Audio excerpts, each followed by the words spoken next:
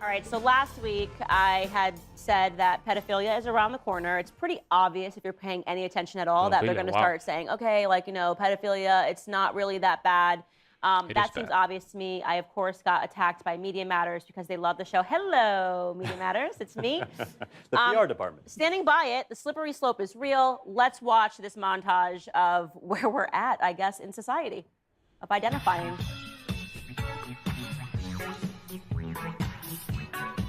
Toy self. She's a toy. She's a toy. These are main pronouns. Thank you for respecting. What? Toy self. Those are her main pronouns. Thank you for respecting her identity. She's a fish. Fishes, which is, you can't really say. Fish self. I have actually identified with fish gender for a long time. My name was Rich for years. This pronoun set is very comfortable and nice for me. Thank you. This is real. It's not a joke. And y'all thought me teaching the children about me being poly was crazy. But not only that, but they also know that I'm gender fluid. When I also explained to them that I'm pagan, so I am also a witch. I don't know who needs to hear this, but top surgery is for anybody. Oh my goodness, Lord. What am I watching here?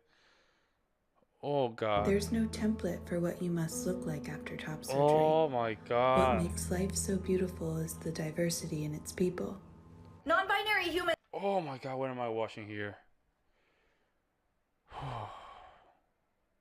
Exist. Don't like this and video. we legally are acknowledged now. I have an X on my license, so calling me a woman is discrimination. Girl, calling you stable would be discrimination. I'm gagging a little bit. Let me just go back to reality. Now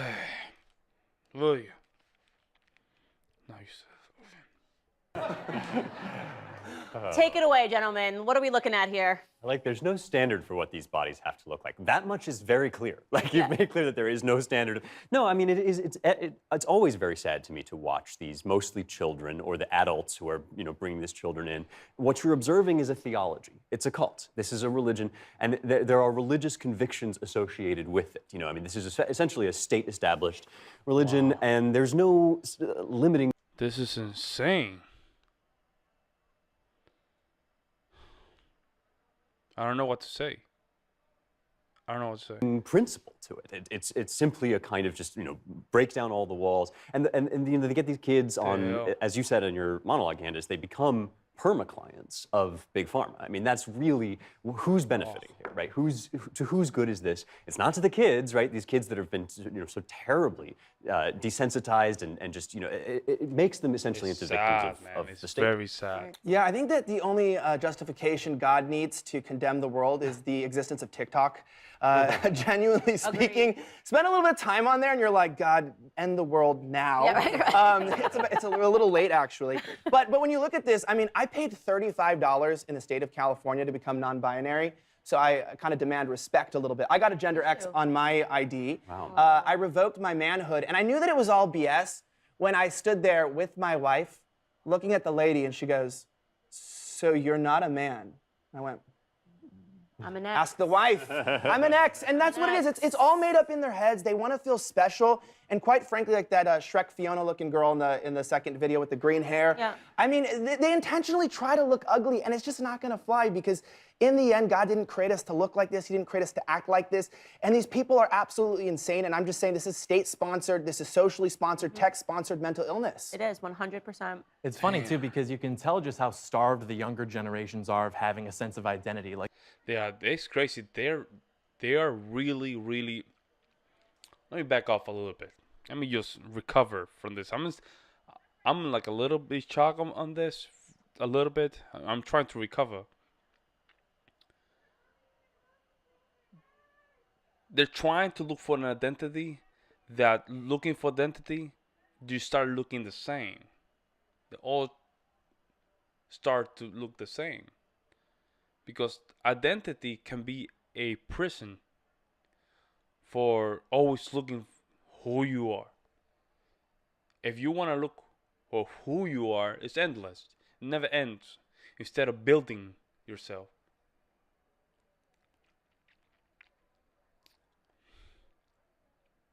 I'll pray for these people tonight.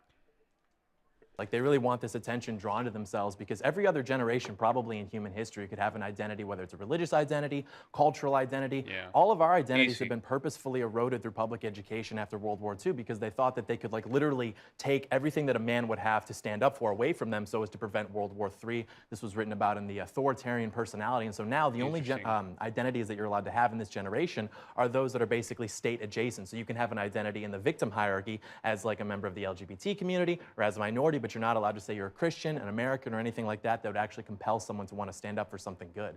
Yeah, I actually wrote in my book, I have this whole theory that what's actually happening is this thing that I call over-civilization, which is like it's natural for humans to want to strive towards something, right? Towards some goal. Like you want to be like, we're the generation that ended this, you know, segregation. We're the generation that ended this. And unfortunately, when you arrive at a society where all the problems have basically been solved and people are privileged and actually, by and large, overprivileged, they still have this. You have to create your own problems.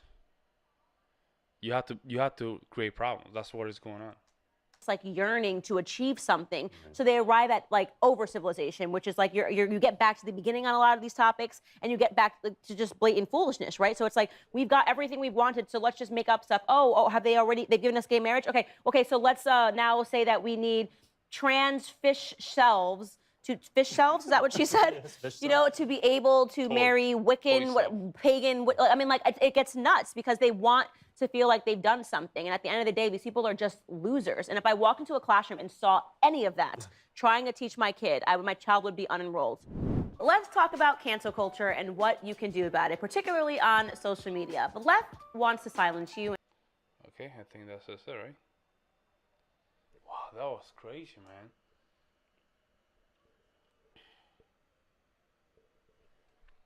What can I say? What can I say?